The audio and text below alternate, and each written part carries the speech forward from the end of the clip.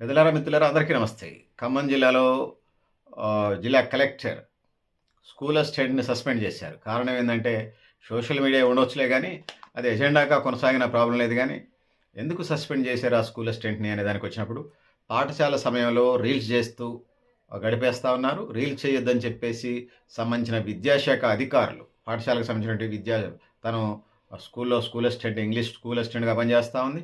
So, విద్యాశాఖ అధికారులు చెప్పినా గూడా వినకుండా రీల్స్ చేస్తూ గడిపేస్తా ఉంది. ఆ విధంగా విధులకు స్టాఫ్‌కి సంబంధించినటువంటి ఇతర ఆహ్, గా noun government schools norms and genders నియమ నిబంధనలకి విరుద్ధంగా వ్యవహరించినందుకు, అదేవిధంగా రీల్స్‌లో అదనంగా వచ్చినప్పుడు ఇయాల ప్రభుత్వ పాఠశాలలు, ప్రైవేట్ పాఠశాలలు, కార్పొరేట్ పాఠశాలలు ఉన్నటువంటి క్రమంలో ప్రభుత్వ పాఠశాలలు పోను మిగిలినటువంటి ప్రైవేటు లేకపోతే కార్పొరేట్ పాఠశాలలు ప్రైవేట్ సెక్టార్‌కొస్తాయి. అయితే ఒక ప్రభుత్వ స్కూల్ అసిస్టెంట్ అయ్యుండి. ఒక బాధ్యతాయుతమైనటువంటి ఒక టీచర్ బాధ్యతల్లో ఉండి, ప్రైవేట్ స్కూల్స్‌తోని పాటు కార్పొరేట్ స్కూల్స్‌ని ప్రమోట్ చేయటం మీద గూడా జిల్లా విద్యాశాఖ సీరియస్‌గా అయినట్టుగా మనకనిపిస్తా ఉంది. విధులపై నిర్లక్ష్యం వహించడంతోని పాటుగా సో, ప్రైవేట్ సు ప్ర వాటిని ప్రైవేట్, కార్పొరేట్ స్కూల్స్‌ని ప్రమోషన్ చేయటం అంటే గవర్నమెంట్ సెక్టార్ విద్యా విధానాన్ని అవమానపరుచుతున్నట్టుగా ప్రభుత్వ అధికారులు భావిస్తా ఉన్నారు. రీల్స్ చేస్తూ సమయాన్ని దుర్వినియోగం చేస్తున్నట్టుగా ఆహ్, ఆ మహిళా ఉపాధ్యాయురాలిని సస్పెండ్ చేసినట్టుగా సో, ఖమ్మం ఏదైతే ఉన్నారో చైతన్య అజయ్‌ని ఎవరైతే ఉన్నారో సస్పెండ్ చేసినట్టుగా ఉత్తర్వులు జారీ చేశారు. ఇప్పటికే చెప్పినట్టుగా ప్రైవేట్ విద్యా సంస్థల ప్రమోషన్ చేస్తూ విధులు నిర్లక్ష్యం చేస్తున్నట్టుగా ఆరోపణలున్నాయి.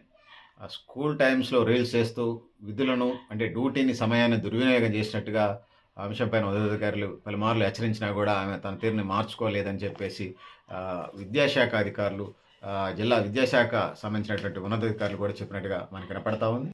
సో, ఆ విధంగా ఖమ్మం జిల్లాకు సంబంధించినటువంటి రీల్స్ చేస్తున్నటువంటి స్కూల్ అసిస్టెంట్ ఉపాధ్యాయురాలు ఆ విధంగా చేసింది. సరే అది యాంటీ సోషల్ ఎలిమెంట్స్ కాకపోయినా ప్రభుత్వ విద్య ఇలా బలహీనపడుతున్నటువంటి నేపథ్యంలో ఒక బాధ్యత కలిగినటువంటి స్కూల్ అసిస్టెంట్ అంటే ఎస్‌జిటి ఇయాల రేపు డీఎస్సీ డిస్ట్రిక్ట్ సర్వీస్ కమిషన్ అంటే సివిల్ సర్వీస్‌లో రేంజ్‌లో ప్రిపేర్ కావాలి. అట్లాంటి ఉన్నత విద్యను చదువుకొని ఒక విద్యావేత్తలాగా వ్యవహరిస్తూ సమాజానికి బాసటగా, భవిష్యత్ తరాలకి బాసటగా నిలవాల్సినటువంటి ఒక ప్రభుత్వ ఉపాధ్యాయురాలు ప్రైవేట్ రంగాన్ని, ముఖ్యంగా కార్పొరేట్ రంగాన్ని ప్రమోట్ చేస్తూ సరే రీల్స్ చేసుకోవడం తప్పు కాకపోవచ్చు. టీచర్స్ అందరూ సైడ్ బిజినెస్‌లు లేవా? రియల్ ఎస్టేట్ చేయట్లేదా? గిరిగిరి చేయట్లేదా? వ్యవసాయం చేయట్లేదా? ఇతర పార్ట్ టైమ్ ఖాళీ టైంలో స్టడీ అవర్స్, ట్యూషన్‌లు పెట్టుకుంటలేదా? అంటే అది ఒక భాగం. స్కూల్స్ టైం లేనప్పుడు ఇతర యాంటీ సోషల్ ఎలిమెంట్స్ లేకుండా ఇతర ఇన్‌కమ్ సోర్సో, వాళ్ళకి వ్యాపకమో, వాళ్ళకొక ఫ్యాషనో లేకపోతే వాళ్ళకొక ఇంట్రెస్ట్ ఉండొచ్చు ఆ అంశాల పట్ల. దానికి సంబంధించి ఇబ్బందేం లేదులే గానీ స్కూల్స్ టైంలో, స్కూల్ అవర్స్‌లో ఒక భాగం. రెండో వైపు ప్రైవేట్ విద్యా రంగానికి సంబంధించి ఛాలెంజింగ్ నడుస్తున్నటువంటి క్రమంలో తెలంగాణ విద్యా రంగంలో సో, ప్రైవేట్, కార్పొరేట్ స్కూల్స్‌ని ప్రమోట్ చేయటం సో, మన్నించదగిన విషయం కాదు. ముఖ్యంగా వాళ్ళేదో తెలిసి తెలియని అనటానికి వీల్లేదు. స్కూల్ అసిస్టెంట్ లెవెల్ అంటే వాళ్ళు ఇంటెలెక్చువల్స్ అయి ఉంటారు. ఆ విధంగా వ్యవహరించడం అది సరికాదు. ఇప్పటికైతే తాత్కాలికంగా విద్యాశాఖ అధికారులు హెచ్చరికలు జారీ చేశారు. సంబంధించిన డీఈఓ, జిల్లా కలెక్టర్ సస్పెండ్ చేశారు. సో, ఇది పరిస్థితి. సో, దీంతోని పాటుగా ఏదైతే ఉన్నదో డీఈఓ గారు వాళ్ళు సస్పెండ్ చేసినటువంటి పరిస్థితిని ఎవరు ఆయన డీఈఓ చైతన్య జైని ఎవరైతే ఉన్నారో సస్పెండ్ చేసినట్టుగా మనకు అర్థమవుతుంది. ఆ రీల్స్ అవన్నీ మనకు కనిపిస్తాయి కాబట్టి ఇది పరిస్థితి. సో, సరే అది పెద్ద యాంటీ సోషల్ ఎలిమెంటా కాదన్నప్పుడు ప్రభుత్వ విద్యా రంగాన్ని నిర్లక్ష్యం చేయకూడదనేది ప్రధానమైన ఎజెండాని స్వాగతిస్తున్నాం. ఖమ్మం జిల్లా విద్యాశాఖ అధికారులు, తెలంగాణ విద్యాశాఖ అధికారులు తీసుకున్న నిర్ణయాన్ని స్వాగతిస్తున్నాం. దాన్ని ఏం కాదనట్లేదు.